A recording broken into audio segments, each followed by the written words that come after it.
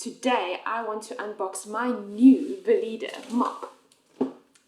I had to buy a new one because my drum, the spinner, broke. I decided to do a little bit of an unboxing with you guys and talk to you a little bit more about the Vileda mop. My business is cleaning and helping others so that they've got the time to do other things that they need to do. This has lasted me 3 years. 2 clients a day, swapping on the mops and washing them. This has really been a great tool. I have seen some reviews of people complaining about it where the buckets, the actual mechanism that pushes down with your foot breaks. I have not had that up until now. 3 years later, any other mop is probably going to need to be changed after 3 years anyway. So let's have a dive into this box quickly and see what it all comes with. So firstly, when we take it out, you have got your bucket. Inside the bucket, it comes with your mop head, and you have 3 actual mops. This is really great, especially for home use. You can use it a few times and then just throw it in the washing machine. That's basically what I do. And I don't use a detergent with any kind of fabric softener. Use a detergent that has absolutely no fragrance in it. The reason I say this is because these are made of microfiber. I would not use too hot a temperature. Boiling water is not recommended on these. No, nothing over 30 degrees Celsius for these mop heads. And then you also get your 3 poles in a packet, which screw together nicely. And you can take them apart if you're traveling around, which is especially why I love this mop. Put it into my mop bucket, grab this, and off I go. So for me, this is really awesome for carrying around. If you don't take your mop around with you, you can always just leave it connected all the time. I also saw some complaints about people saying that it rusts. I can confirm it does rust after a while. If you dry it regularly after you've used it, it should eliminate some of that rusting. But unfortunately, over time, it is going to rust. Mine only started rusting after about 2 years or so. And really, if you just give it a nice dry once you've used it, you should be able to eliminate that rust for a little bit longer. So let's get the pole together first. You're going to take your mop head and you're going to take the connection that looks like that and you're going to screw it in to the top.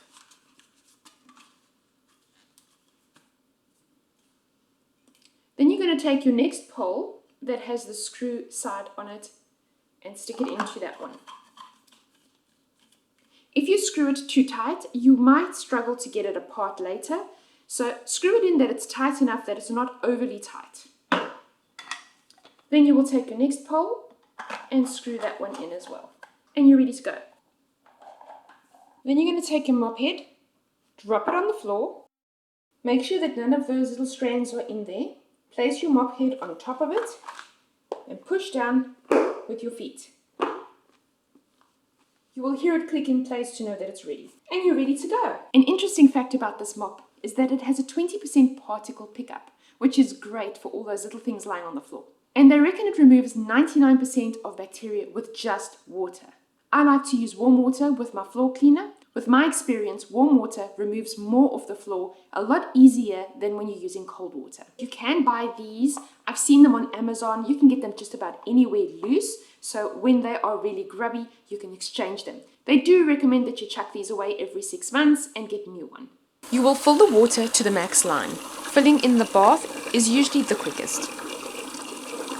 In today's clean with my mop, I'm going to use this Shelly's Complete Clean. What I love about this is it has a very subtle fragrance. This one is pine. I haven't seen any other kind of fragrance in the Bunnings at this stage. They do reckon it is great at cutting through grime, and I actually am enjoying using this. I just do a little bit of a roundabout into the bucket. I like to add it after I've run the water, just a personal preference.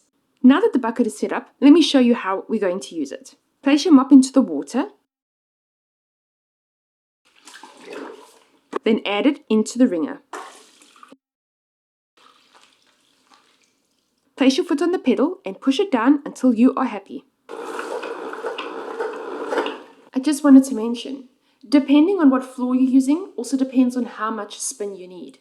I like to use quite a bit of a spin out, especially on my tiles, because sometimes if it's really wet, it does leave streaks behind because it takes longer to dry.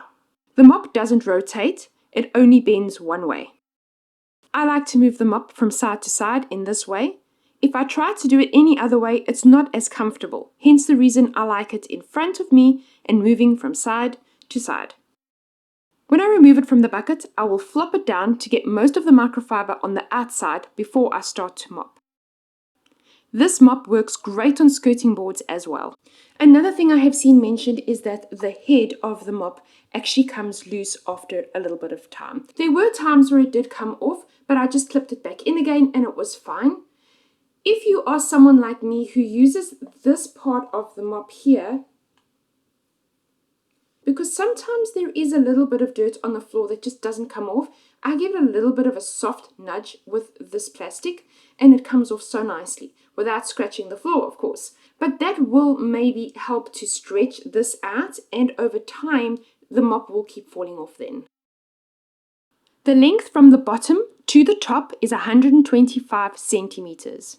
What I really love about this mop is the fact that it is foot operation, so I don't have to touch any of that icky stuff at the bottom.